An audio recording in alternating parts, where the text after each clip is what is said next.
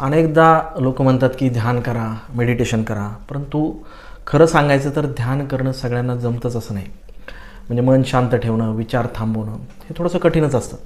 परंतु याच्यामध्ये मला एक थोडीशी वेगळी वाट सापडली आहे. बघा, आज सकाळी प्राणायाम झाल्यानंतर मी फक्त एका गोष्टीचा विचार केला की जो श्वास आत येतो आहे किंवा जो श्वास बाहेर जातो आहे, यामध्ये माझा काही रोल आहे का?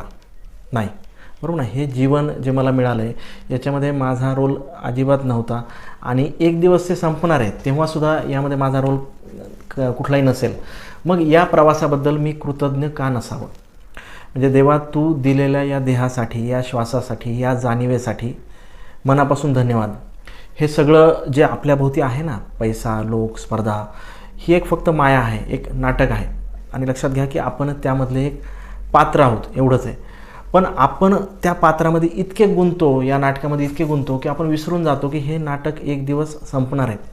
जर दिवसातून एकदाही जरी आठवलं ना की हे जीवन म्हणजे एक ड्रामा आहे आणि ते सुरू झालं आहे आणि संपणारसुद्धा आहे, तर आपण प्रत्येक क्षणामध्ये शांतता, आनंद आणि स्वातंत्र्य अनुभवू शकतो. हे जीवन एक नाटक आहे. आनंदाने त्यामध्ये आपली भूमिका निभवा. धन्यवाद.